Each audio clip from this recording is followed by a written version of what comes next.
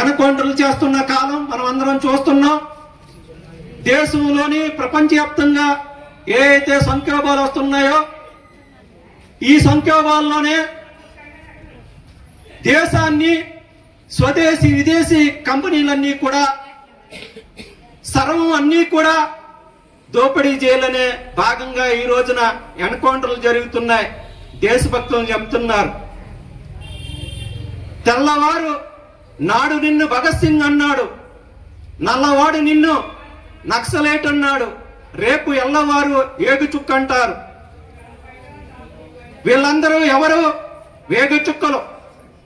ఒక గుర్రాల పరంజ్యోతి గారు, ఒక చారు మజుందారు, ఒక సత్యనారాయణ సిక్కు, చంద్ర పుల్లారెడ్డి, తరిమెల్ల నాగిరెడ్డి, నిన్న కాక మొన్న మారేడుమిల్లి ఎన్కౌంటర్లో సంపన ఆదివాసీ ముద్దుబిడ్డ, భారతదేశం ముద్దుబిడ్డ ఎడ్మా, వీళ్ళందరూ కూడా దేశభక్తులు.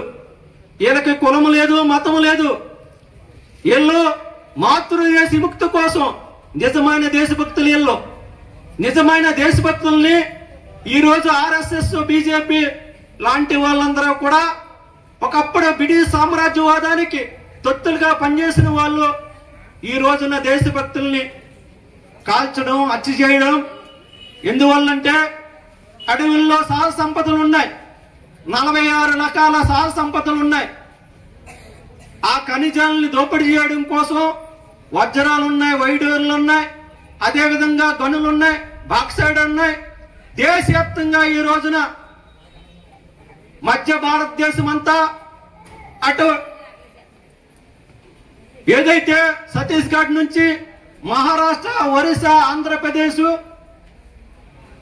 మొత్తం ఏదైతే దండకారణ్యం ఉందో ఈ రోజున దండకారణ్యంలో విలువైన ఖనిజాలు ఉన్నాయి.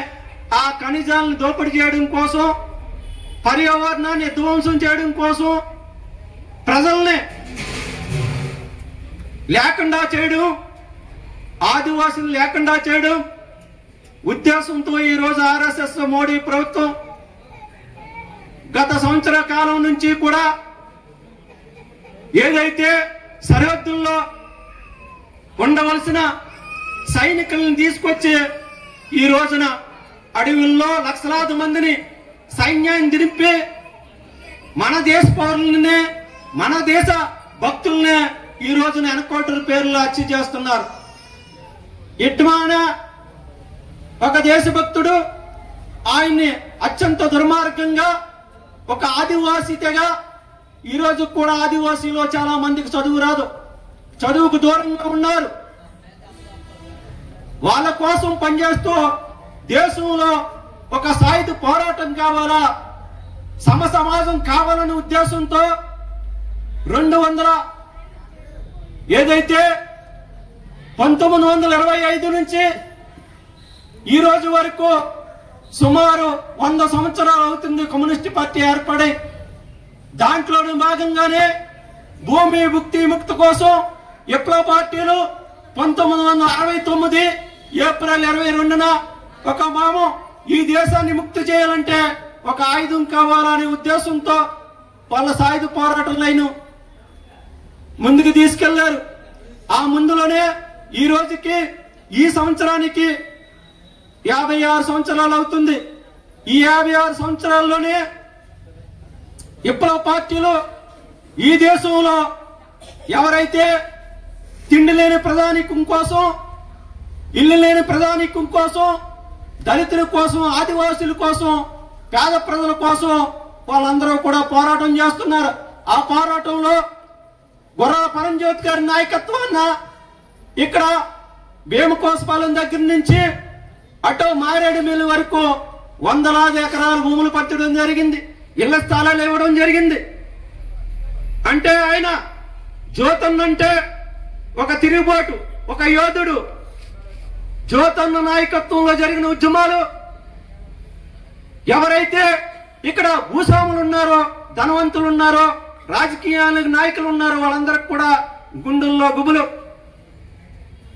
ఒక పక్కన శ్రీరామ మండలం ఘటనలో గాని, లేదా చుండూరు కారణ చెడుల గట్లలో కానీ ఆయన అగ్రభాగం నుండి పోరాటం చేసి దళితులకు అండగా నిలిచిన నాయకుడు. అదేవిధంగా ఇక్కడ తర్వాత ఈరోజు సమాజాన్ని చూస్తే ఒకవైపు కోట్లు కొల్లగొట్టేటువంటి దోబి వర్గాలు, కూటికి లేనటువంటి శ్రామిక వర్గాలు వేరవుతా ఉన్నాయి. మన కళ్ళ ముందు సెల్ రావచ్చు, టెక్నాలజీ రావచ్చు, రేపు ఏఐ రావచ్చు, ఏదైనా రావచ్చు, కానీ సమాజం మాత్రం, దోపిడీ సమాజం మాత్రం మారలేదు. అంటే ఒక మనిషి దోచుకునే సమాజం మారలేదు. పరంజ్యోతి గారి ఆశయం అయితేనేమి, సిపిఎంఎల్ న్యూ డెమోక్రసీ పార్టీ ఆశయం అయితేనేమి, ఆశయం ఏంటంటే ఒక మనిషి దోచుకునే దోపిడీ సమాజం సమసిపోవాలి, ఉండకూడదు. ఆకలితో కొద్దిమంది ఉంటే ఆస్తులు కూడబెట్టుకుని కొద్దిమంది ఉండకూడదు. అంటే వర్గ సమాజం సమసిపోవాలని, ఈ సమాజంలో ఈ భూమి మీద పుట్టినటువంటి మనుషులంతా కుల మత భేదాలు లేకుండా, ఉన్నవాళ్ళు లేనివాళ్ళని తేడా లేకుండా, దోపిడీ పీడన లేకుండా అందరూ సుఖ సంతోషాలతో బ్రతకలిగినటువంటి సమాజ స్థాపన కోసమే కామ్రేడ్ పరంజ్యోతి గారు ఈ విప్లవబాట పట్టాడు. మేము కూడా ఆ విప్లవబాట అందుకే పట్టాం. విప్లవం అంటే ఒక వర్గం ఇంకొక వర్గాన్ని కూల్చి రాజ్యాధికారికి రావడం. ఇవాళ మనం చూస్తా ఉన్నాం. ఇప్పుడు మనం బ్రిటిష్ వారిని ఈ దేశం నుంచి తవరేసిన తర్వాత 77 సంవత్సరాల స్వతంత్రోద్యమని స్వతంత్రం వచ్చిందని మనం జెండా ఎగరేసు సంకలు ఎగరేసుకుంటా ఉన్నాం.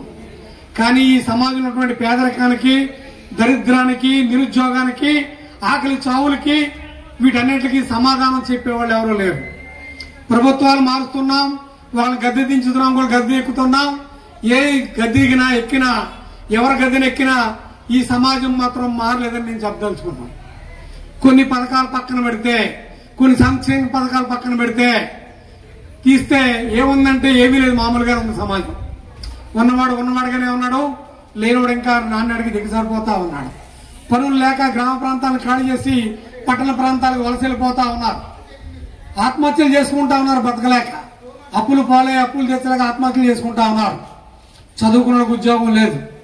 ఈ దేశంలో ఈ రోజు ఈ పరంగా చూస్తే ఆకాశంలో సగం మనం అన్న, సమాజంలో సగం మనం అన్న మహిళలకి ఈరోజు స్వేచ్ఛ లేదు.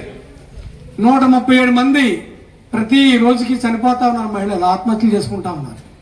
47 మంది విద్యార్థులు చదువులు భారమై ఉద్యోగాలు రాక చనిపోతా ఉన్నారు. ఈ సమాజం మారిందంటే ఏం మారలేదు. టెక్నాలజీ మారింది, పరిస్థితులు మారినాయి. ఎక్కడో ఊరికి దూరంగా ఉండి చదువు లేక, తిండి లేక, గంజి లేక, గడక లేక, ఇల్లు లేక, వాకిలు లేక, ఆత్మగౌరవం లేక బతికినటువంటి దళిత వర్గాలకి ఈ రోజు ఏమైనా కొద్దిగా చదువు వచ్చింది, లేకపోతే కొద్దిగా ఉద్యోగాలు వచ్చినాయి తప్ప భూమి మాత్రం రాలేదు. మేమేం చెప్తున్నామంటే సిపిఎంఎల్ న్యూ డెమోక్రసీ విప్లవకారులు, విప్లవ పార్టీలు, నక్సలైట్ పార్టీలు ఏం చెప్తున్నాయంటే ఈ దేశంలో దున్నేవాడికి భూమి రాకుండా సమాజం మారదని చెప్తా ఉన్నాయి. ఇప్పుడు మనం చూస్తా ఉన్నాం. చూసుకుంటే జనాభాలో దాదాపు 87% ఉన్నటువంటి 87 కోట్ల పైగా ఉన్నటువంటి పేదలకు ఎవరైతే ఉన్నాయో వీళ్ళకి భూములు లేవు. ఈ దేశంలో కోట్లాది ఎకరాలు